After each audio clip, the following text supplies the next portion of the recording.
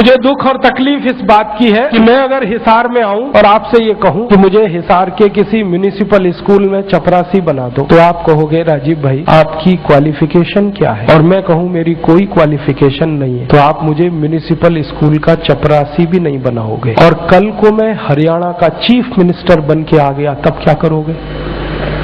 उसी zero qualification पर मैं हरियाणा का अगर चीफ मिनिस्टर बनकर आया तो आप मेरे गले को मालाओं से लाद दोगे और जिंदाबाद इतनी करोगे तो सारा शहर बहरा हो जाए। ये विडंबना है हमारे देश की। जिस व्यक्ति को मिनिमम क्वालिफिकेशन के आधार पर किसी स्कूल का चपरासी नहीं बनाया जा सकता, वो व्यक्ति मुख्यमंत्री हो सकता है, राज्यपाल हो सकता है, प्रधानमंत्री हो सकता है, राष्ट्रपति हो सकता है। विडंबना इस देश की पता है क्या है? जिस व्यक्ति ने जिंदगी में कभी खेत में हल नहीं जोता वो कृषि मंत्री। सालों साल इस देश में शिक्षा मंत्री ऐसे लोग रहे जो कभी स्कूल नहीं गए पढ़ने के लिए। मैं बस नाम नहीं ले रहा हूं, बाकी आपको सब पता है। इस देश में एक व्यक्ति ने जिंदगी में कभी चाय की दुकान नहीं चलाई, वो देश का वर्षों वर्षों वाणिज्य मंत्री रहा जिसने दुकान नहीं चलाई कभी। फाइनेंस का जिसको ABCD नहीं आता वो सालों साल इस देश में वित्त मंत्री रहता है। जिसने कभी अपने बेटे और बेटियों को भारत की सेना के लिए भेजा नहीं कुर्बान होने को, वो देश का रक्षा मंत्री हो सकता है। और जिसको अपनी रक्षा करने के लिए सैकड़ों जवान लगते हैं वो देश की क्या रक्षा करेगा? सोचो आप। जिस व्यक्ति को जिंदगी में कभी विज्ञान और तकनीकी का अंतर पता नहीं है वो साइंस और टेक्नोलॉजी का मंत्री हो सकता है, और जिसको इनमें से कुछ भी पता नहीं है वो प्रधानमंत्री हो सकता है। इससे ये विडंबना है हमारे देश की।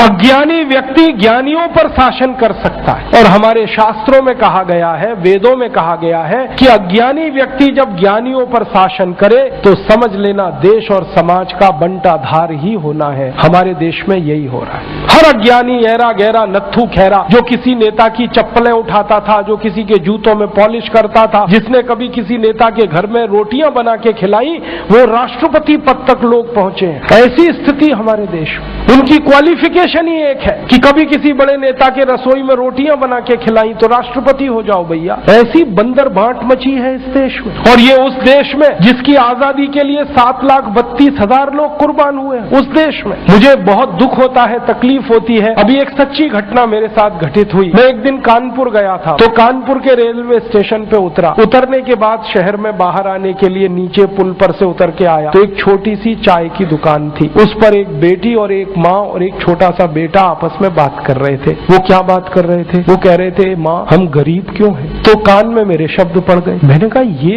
इस तरह का प्रश्न कोई अपनी माँ से पूछे तो मुझे लगा ये कोई साधारण लोग नहीं है, कुछ तो इनमें असाधारणपन है। चल के पूछा जाए कौन लोग हैं, परिचय लिया जाए। तो मैं गया उस दुकान पे, मैंने पूछा आप लोग कौन है? तो उन्होंने कहा कि हम तात्या टोपे के परिवार के लोग।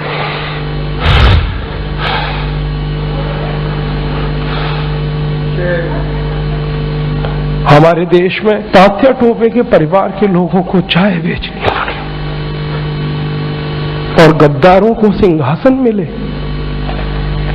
ऐसा ये देश हो गया। जिन लोगों ने तात्या टोपे को मरवाया था वो इस देश में मुख्यमंत्री रह चुके हैं, आपको मालूम है। और एक एक राज्य के नहीं, 2-2 राज्य के मुख्यमंत्री रह चुके हैं। तात्या टोपे का गुप्त पता जिन गद्दारों ने अंग्रेजों को बताया था, उस खानदान के कई लोग इस देश में मंत्री रह चुके हैं। झांसी की रानी लक्ष्मीबाई को जिन्होंने मरवाया था वो इस देश में मंत्री रह चुके हैं। और तात्या टोपे जिन्होंने जवानी लगा दी देश के लिए, उनके परिवार के लोग चाय बेच रहे हैं। ये देश है और ये अब बर्दाश्त नहीं होता, और ये बर्दाश्त होना भी नहीं चाहिए किसी को।